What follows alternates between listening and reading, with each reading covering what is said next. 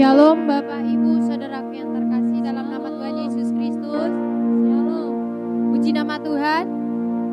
Bahwa semuanya kita saat ini diberikan kesehatan untuk memuji dan memuliakan nama Tuhan. Amin. Amin. Saya yakin dan percaya bahwa kita semua yang hadir dalam mengikuti ibadah ini memiliki kerinduan yang besar untuk berjumpa dan mengalami hadiratnya Tuhan.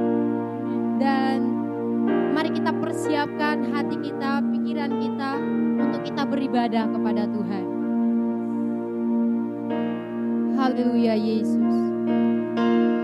Haleluya.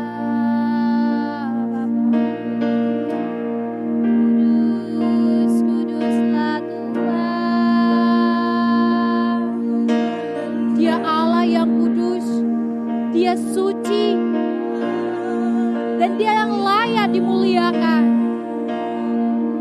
Haleluya Yesus.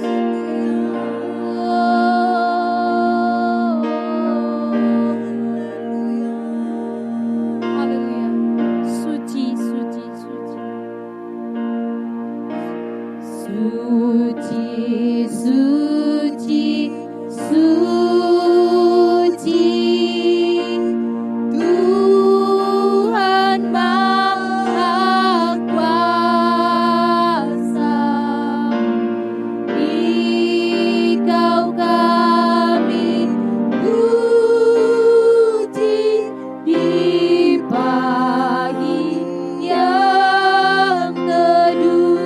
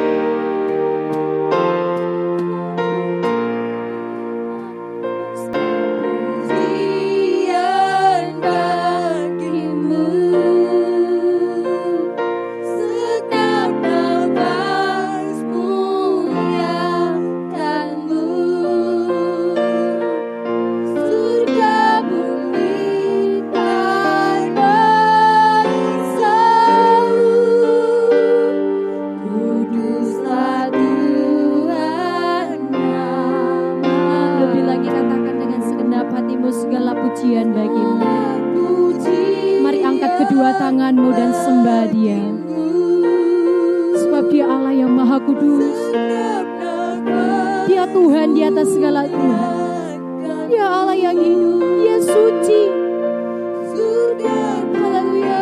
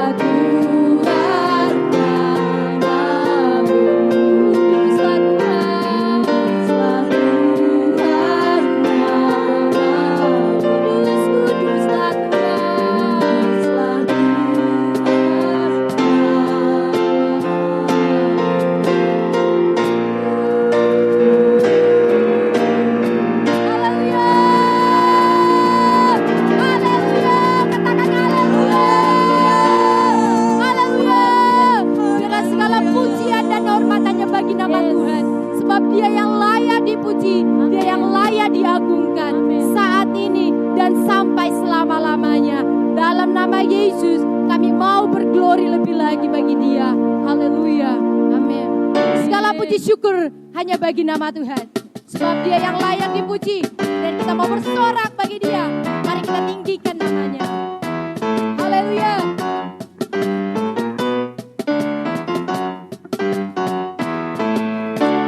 Puji syukur hanya bagimu Tuhan, sebab Kau yang layak dipuja.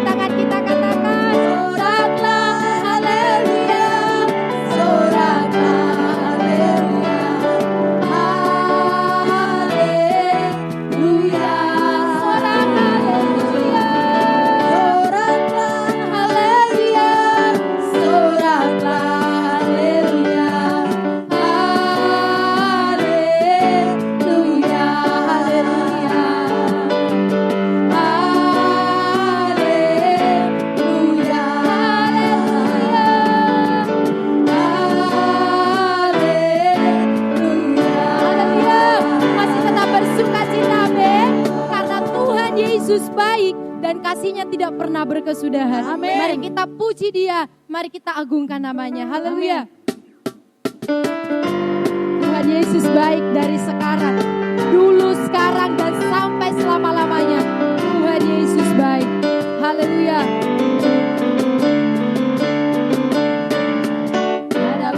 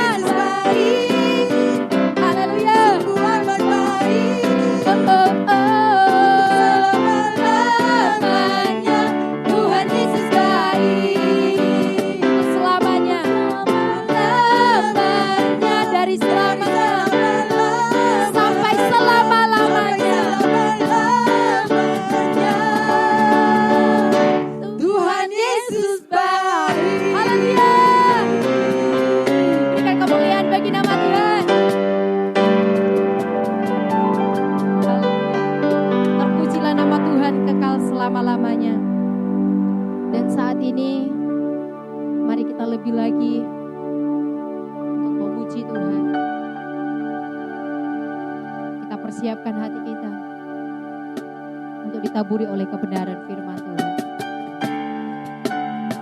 Sekalipun kita berjalan di dalam lembah kekelaman, tapi satu hal yang harus kita percayai, bahwa Tuhan yang akan menyertai kita.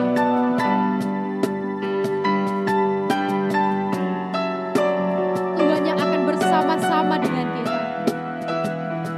Kita tidak perlu khawatir, kita tidak perlu gentar. Haleluya.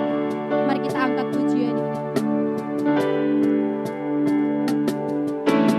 Sekalipun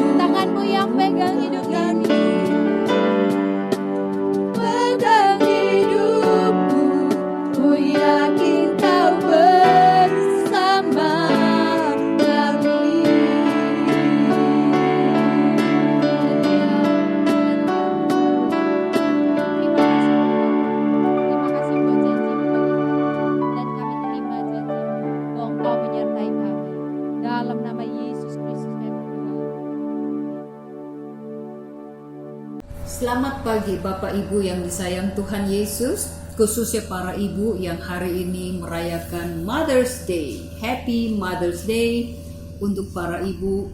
Saya tahu saya sedang berhadapan dengan ibu-ibu hebat pagi ini. Ya. Ibu-ibu adalah makhluk Tuhan yang kuat. Saudara, perempuan ini khususnya ibu terasah oleh kesakitan. Kita sudah melaluinya. Waktu si Ucok main kelereng, si Butet udah di dapur membantu orang tua. Waktu si Ucok main layangan, si Butet udah ngalami sakit menstruasi. Kita mengalami masa-masa tidak nyaman mengandung selama 9 bulan. Kita juga mengalami kesakitan melahirkan anak. Lalu kemudian kita merawat anak, ibu-ibu memelihara keluarga sampai kepada hari ini. Nah, kekuatan itu tuh bertumbuh setiap hari. Ya, Tuhan sudah melatih para ibu untuk memiliki daya tahan dan daya juang. Daya tahan artinya sabar menanggung segala sesuatu. Daya juang artinya tidak mudah menyerah. Nah, apa enggak hebat ibu-ibu ini? Ya, sekali lagi Happy Mother's Day. Dan pagi ini kita berbicara, karena ini adalah Mother's Day, Hari Ibu.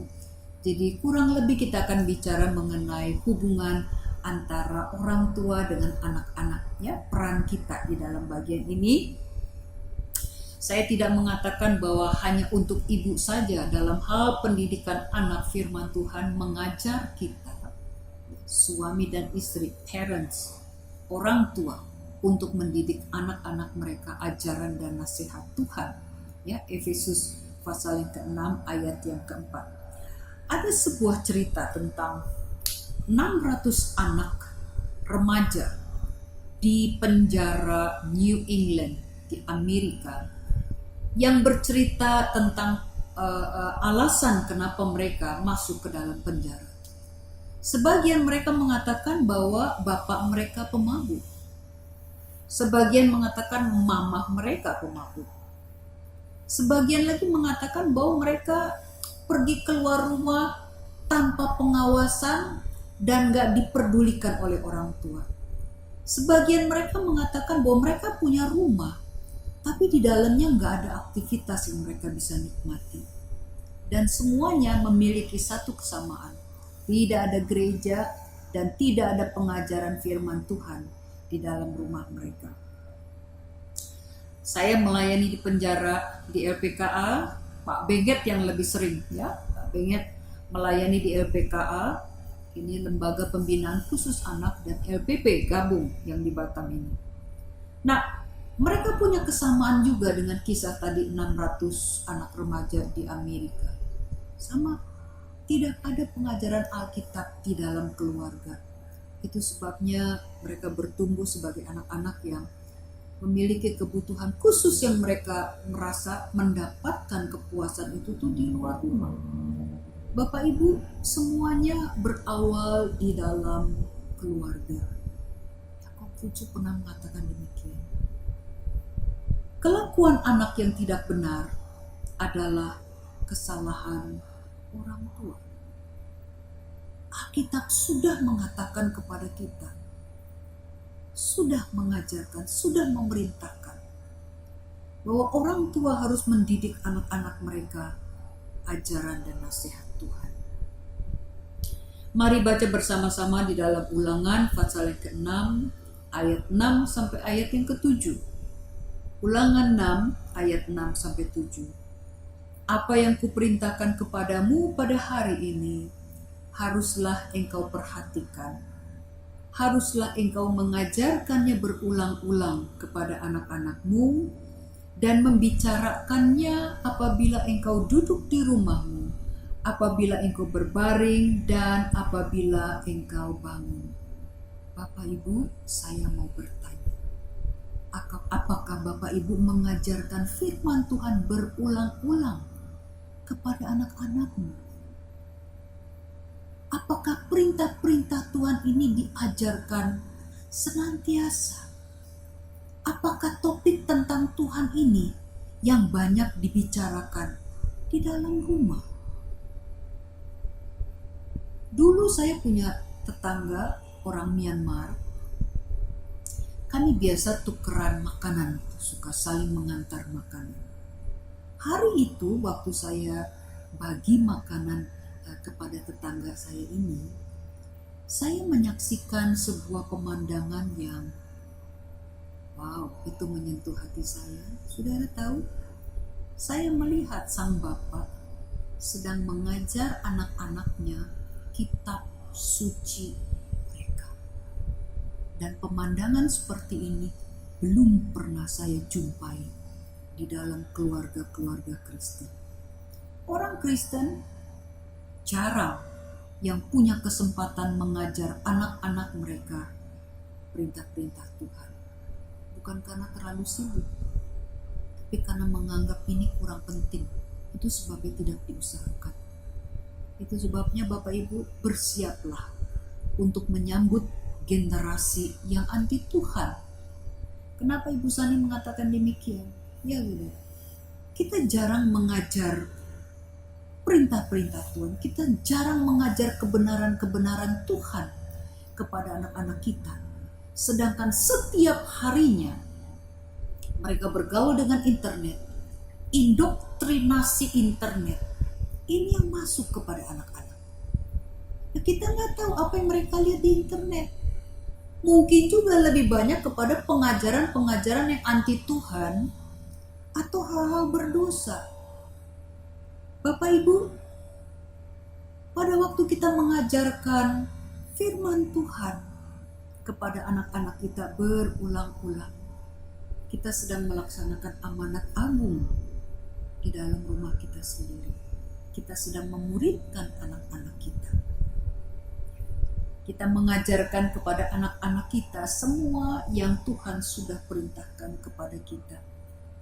Dan saya bersyukur saya mendapat kehormatan besar dari Tuhan untuk membimbing anak-anak saya sendiri menerima Kristus sebagai Tuhan dan Juru Selamatnya.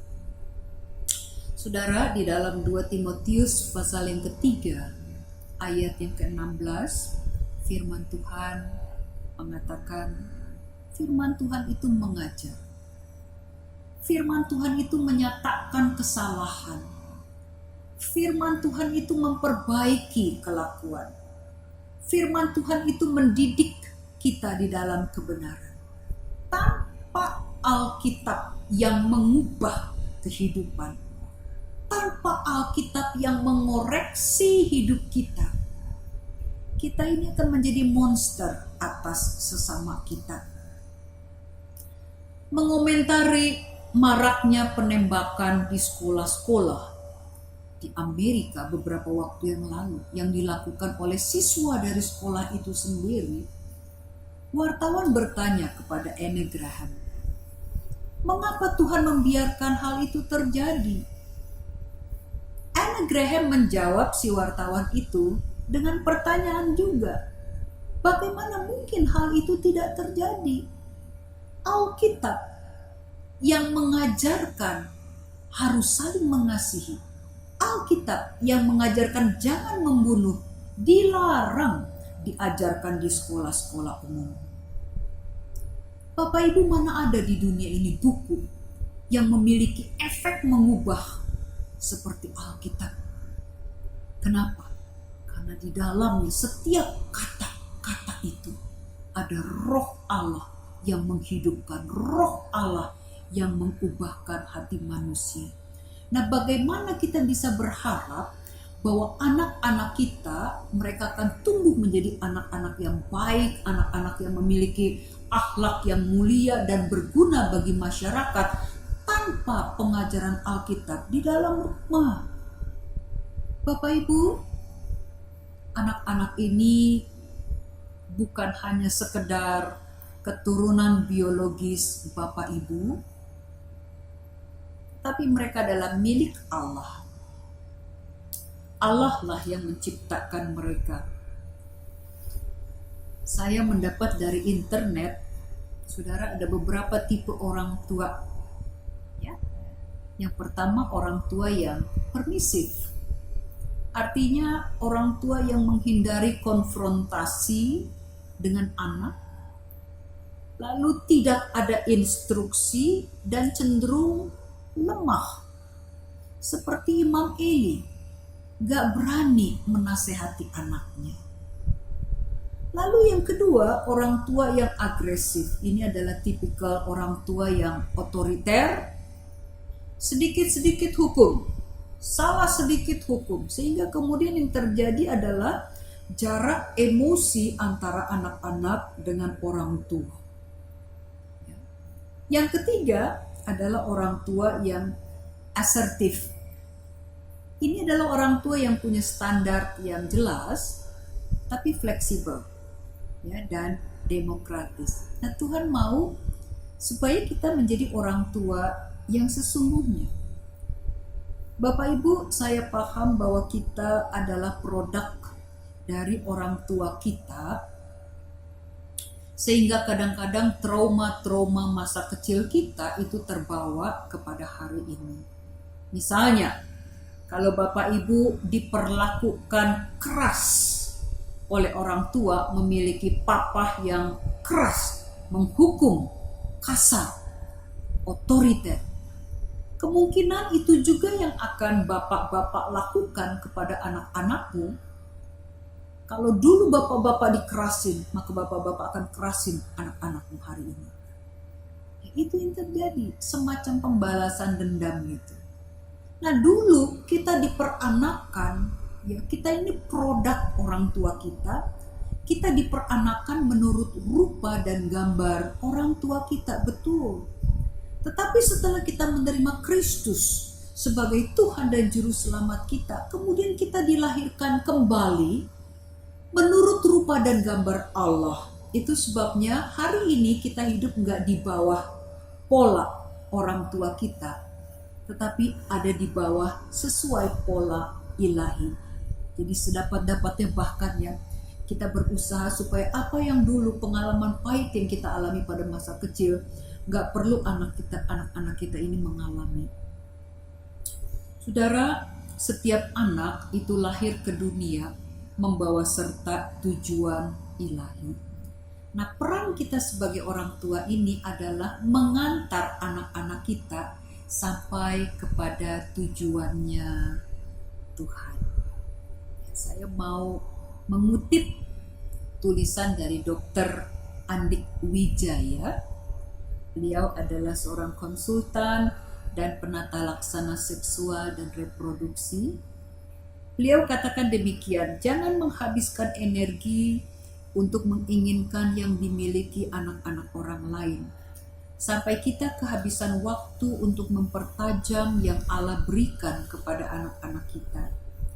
Sikap kita yang salah sebagai orang tua yang suka membanding-bandingkan apa yang ada pada diri anak-anak kita, memandang yang satu superior, yang lain inferior, kakaknya hebat, adiknya nggak hebat gitu ya, atau adiknya hebat, abangnya nggak hebat.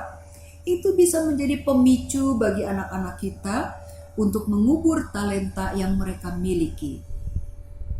Terimalah anak-anak Anda sebagaimana adanya mereka. Percayalah bahwa mereka datang ke dunia ini dengan dibekali perlengkapan yang cukup untuk mencapai tujuan ilahi yang Allah berikan kepadanya. Saudara, saya terberkati melihat cara Yesus memperlakukan murid-muridnya. Dia nggak melihat kelemahan atau kekurangan para murid, tetapi dia melihat potensi.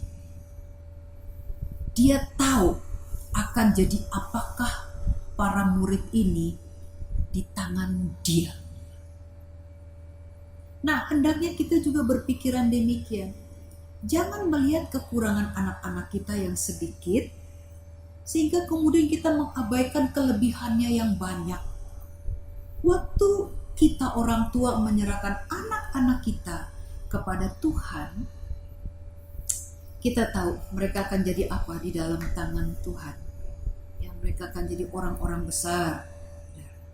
Nah, Dr. Howard Gardner, dia adalah seorang guru besar pendidikan dari Harvard University di Amerika. Ini dari tulisan Dr. Andik juga ya. Beliau memperkenalkan teori multiple intelligences. Ada yang namanya kecerdasan-kecerdasan lain. Kalau dulu kita mengukur kecerdasan orang itu kan dengan IQ, ya. IQ-nya sekian, oh cerdas kamu. IQ-nya sekian, ya IQ jongkok kamu, ya. IQ seseorang itu menjadi petunjuk dasar cerdas atau enggak orang tersebut. Tetapi Dr. Howard Gardner ini memberitahu kita sesuatu yang baru, bahwa ternyata ada kecerdasan-kecerdasan lain yang namanya cerdas bahasa, ya, cerdas angka, cerdas gambar, cerdas raga, cerdas musik, cerdas gaul, cerdas diri, cerdas alam, cerdas kuliner, cerdas spiritual. Mungkin anak bapak ibu kurang begitu mahir di matematika, tapi dia pintar main musik, padahal nggak belajar. Atau mereka nggak bisa nyanyi, tapi matematikanya bagus, ya, itu cerdas angka. Atau mereka nggak bisa matematika, nggak bisa main musik, tapi jago bahasa, bahasa Inggris pinter, bahasa Jepang bisa, bahasa Korea belajar dari televisi. Itu namanya cerdas bahasa. Ada lagi yang namanya cerdas spiritual. Mungkin gak pandai matematika, mungkin gak pandai main musik, tapi anak saudara rohani banget, suka sekali membaca firman Tuhan, anaknya betul-betul saleh gitu. Nah itu juga cerdas spiritual. Jadi jangan menganggap anakmu cerdas hanya karena nilai matematikanya, nilai IPA-nya tinggi. Enggak. Sekalipun nilai sekolahnya pas-pasan, tapi dia unggul di tempat lain, itu pun adalah kecerdasan. Jadi pada dasarnya tidak ada orang yang bodoh, ya, tidak ada anak yang bodoh. Karena setiap orang tuh memiliki kecerdasan yang berbeda-beda. Nah, tugas kita adalah menemukan dan mengembangkan kecerdasan itu. Ada pepatah yang mengatakan, asahlah pisau pada sisi yang tajam. Dia unggulnya di mana? Asah itu sampai menjadi profesional. Ya, jadi kita jangan membanding-bandingkan anak-anak di dalam keluarga, karena tiap anak itu memiliki anugerahnya masing-masing. Bapak Ibu tidak boleh ada anak emas di dalam keluarga, ya. Tiap anak itu memiliki pengalaman imannya masing-masing. Tiap anak itu memiliki anugerahnya masing-masing juga. Nah, jika anak-anak lapar perhatian, lapar kasih sayang, lapar pengertian, dan mereka nggak dapatkan di dalam rumah, maka mereka akan mencari di luar rumah. Bapak Ibu, saya mau bagi ya, waktu kita nggak terlalu banyak. Saya mau bagi aja, ada 5 bahasa kasih yang digagas oleh Gary Chapman. 5 bahasa kasih. Nah biasanya menurut Gary Chapman, setiap orang itu akan memiliki satu bahasa kasih yang primer dan satu lagi yang sekunder. Nah ini bahasa kasih untuk tiap-tiap orang, ya, baik orang dewasa maupun anak-anak. Tapi karena konteks kita hari ini sedang berbicara mengenai orang tua yang mendidik anak-anak, jadi kita akan terapkan itu untuk anak-anak.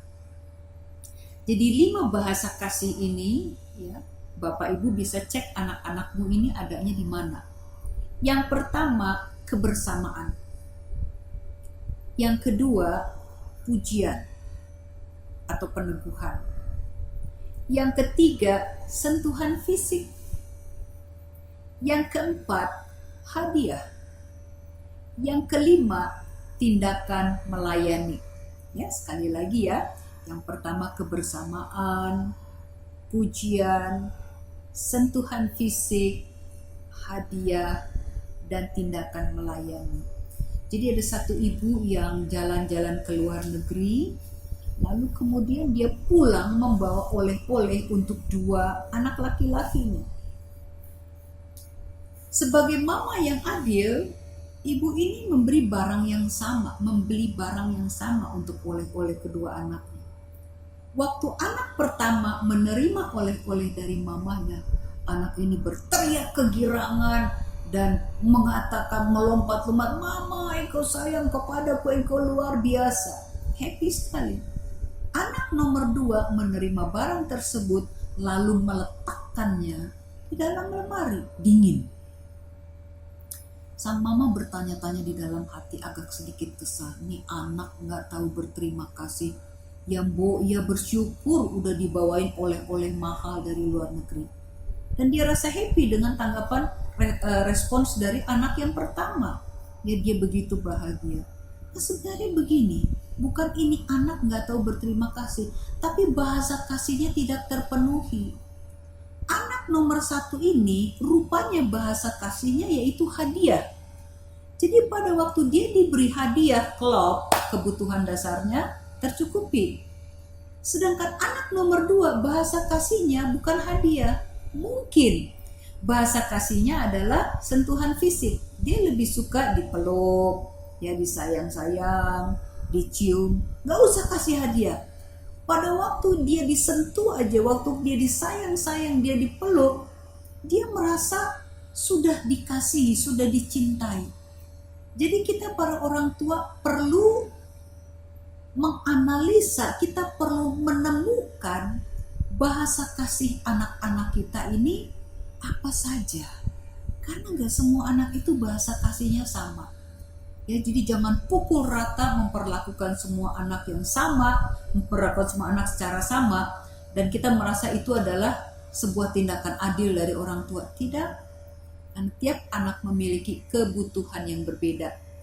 Ya, kepentingan dari mengetahui bahasa kasih ini supaya kita bisa mencukupkan kebutuhan kasih mereka.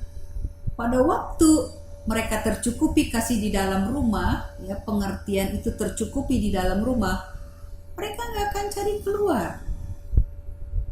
Dan ada citra diri yang sehat bagi anak-anak yang mengalami kepenuhan kasih di dalam rumah.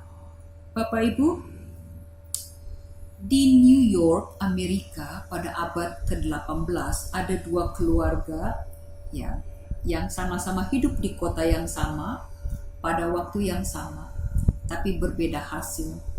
Keluarga pertama yang disebut sebagai The Jukes Family, ini adalah keluarga yang anti Tuhan, gak ada hal-hal rohani di situ. Dari 1029 keturunan The Jukes Family, 190 orang menjadi wanita tunasusila. 300 orang masuk ke dalam penjara dengan rata-rata hukuman 13 tahun. Lalu 680 orang pemabuk, dan terdapat daftar panjang premanisme, kegilaan, keterbelakangan mental, ya, dan kemiskinan. Ini keluarga The Jukes Family. Lalu ada keluarga lain, sekali lagi di kota yang sama pada waktu yang sama. Ini keluarga yang namanya Jonathan Edwards Family. Tapi keluarga ini adalah keluarga yang bertuhan, yang menghormati hal-hal yang rohani. Nenek dari Jonathan Edwards, papa dari Jonathan Edwards adalah hamba Tuhan. Jadi ini keluarga hamba Tuhan. Nah, dari 926 keturunan Jonathan Edwards, 430 orang menjadi hamba Tuhan, 86 orang menjadi rektor universitas, 75 orang menjadi penulis buku terkenal, 5 orang menjadi anggota Kongres Amerika, 2 orang menjadi senator, dan 1 orang menjadi wakil presiden. Kalau saya bertanya kepada Bapak Ibu pengen punya keluarga yang seperti apa? Saya yakin kita semua sepakat, kita kepengen punya keluarga seperti keluarga Jonathan Edwards. Amin. Tetapi semuanya kembali berawal di dalam keluarga. Kalau kita mau punya anak-anak yang ilahi, maka orang tua harus ilahi terlebih dahulu. Kita mau memiliki anak-anak yang takut akan Tuhan, orang tua yang harus terlebih dahulu takut akan Tuhan. Hari ini mungkin anak-anak Bapak Ibu sulit diharapkan untuk berubah dalam waktu yang sangat singkat. Tetapi itu pasti terjadi. Apa yang bisa kita lakukan? Kita merubah diri kita dulu terlebih dahulu. Orang tua, kita merubah diri kita terlebih dahulu. Apa yang belum kita lakukan di dalam rumah, kita lakukan. Nggak bisa mengandalkan gereja. Albert Taylor mengatakan demikian, saudara, bahwa dari 100% kehidupan seorang anak, 1%-nya dihabiskan di dalam gereja. 1% aja. 7% di sekolah umum dan 92% di rumah. Pertanyaannya, apa yang anak-anak dapatkan di rumah? Gak bisa mengandalkan gereja, hanya 1%. Tapi apa yang Bapak Ibu kita lakukan di dalam rumah? Pengaruh apa yang kita berikan kepada anak-anak kita? Ini bukan sebuah pekerjaan yang mudah, betul. Tapi firman Tuhan mengatakan, hendaklah kamu kuat di dalam kekuatan kuasa-Nya. Artinya, kita perlu mengandalkan Tuhan, kita perlu hikmat Tuhan untuk bisa mendidik anak-anak kita, ajaran dan nasihat Tuhan. Dan percayalah Bapak Ibu bahwa Tuhan gak pernah meninggalkan kita orang tua. Tuhan paham kesulitan kita, Tuhan paham keletihan kita, Tuhan paham pergumulan kita, beban kita. Tuhan mengerti. Dan ini kabar baiknya bahwa Tuhan gak pernah membiarkan kita. Tuhan menolong kita. Saya bersyukur untuk kesempatan pagi hari ini. Dan ini adalah sebuah kesempatan yang indah buat kita para orang tua belajar banyak hal dari firman Tuhan. Diingatkan sekali lagi kepentingan dari mengajarkan firman Tuhan berulang-ulang kepada anak-anakmu. Ulangan pasal 6 ayat 6-7. Jangan berhenti, jangan menyerah, teruslah. Saya punya 2 anak perempuan. Dan mereka dengan pertolongan Tuhan, ya Tuhan buka jalan bisa sekolah di luar negeri. Saya cuma mau kasih tahu Bapak Ibu begini, bahwa pada waktu mereka setelah lulus SMA keluar dari Batam, jauh dari orang tua, mereka belajar di luar negeri. Saya dan suami saya, kami bisa tidur nyenyak di Batam. Karena kami tahu mereka gak akan macam-macam. Nilai-nilai itu, takut akan Tuhan itu, sudah ditanamkan sejak mereka kecil. Di dalam rumah kami selalu ada mesbah setiap hari. Ada firman Tuhan. Ada takut akan Tuhan yang diajarkan berulang-ulang kepada anak-anaknya. Tentu saja anak-anak bilang, mamai bawel, mamai cerewet. Memang mama harus cerewet rupanya. Tapi ini hasilnya, gak sia-sia. Jadi jangan menyerah Bapak Ibu. Lakukan firman Tuhan, ajar anak-anakmu firman Tuhan berulang-ulang. Biarlah percakapan tentang kebaikan Tuhan, biarlah topik tentang Tuhan itu selalu dibicarakan di dalam rumah. Kelihatannya hari ini seperti mental, ya anak-anakmu gak bisa terima. Tapi suatu ketika kebenaran-kebenaran yang mereka sudah peroleh, itu menjadi rema dalam hidup mereka. Saya tutup dengan satu ayat terakhir di dalam Yesaya pasal yang ke-54 ayat 13. Firman Tuhan mengatakan demikian, ini janji Tuhan. semua anakmu akan menjadi murid Tuhan. Amin. Dan besarlah kesejahteraan mereka. Amin. Bapak Ibu bisa kutip kembali, baca sama-sama ayat ini, Yesaya 54 ayat 13, tapi semua anakmu diganti menjadi semua anakku. Ya, nyatakan itu, deklarasikan kebenaran ini. Mari sama-sama bilang, 2, 3, semua anakku akan menjadi murid Tuhan dan besarlah kesejahteraan mereka. Kita berdoa. Terima kasih Bapa yang baik. Terima kasih Tuhan Yesus yang baik. Terima kasih Roh Kudus yang baik. Engkau selalu ada menyertai kami. Engkau tidak pernah meninggalkan kami dalam usaha kami untuk mendidik anak-anak kami. Ya Tuhan, Engkau yang mengasihi keluarga-keluarga. Engkau yang membela keluarga-keluarga. Engkau yang menolong keluarga-keluarga. Tuhan, biar tangan-Mu Tuhan akan terus memegang kami lebih kuat lagi. Engkau yang memberi kepada kami hikmat dari sorga untuk mengajar anak-anak kami ajaran dan nasihat Tuhan. Engkau yang melindungi anak-anak kami dalam pertumbuhan mereka. Lindungi mereka dari yang jahat ya Tuhan. Tuhan, sesuai janji-Mu, biarlah mereka menjadi murid-murid Tuhan dan besar kesejahteraan mereka. Diberkati Tuhan tiap-tiap keluarga, ditolong Tuhan, dibela Tuhan tiap-tiap keluarga. Apa yang menjadi kebutuhan keluarga, Engkau sendiri ya Tuhan, Allah sumber berkat kami, akan mengadakannya untuk kami. Di dalam nama Tuhan Yesus Kristus, Allah dan Juru Selamat kami yang hidup, kami berdoa mengucap syukur. Haleluya. Amin.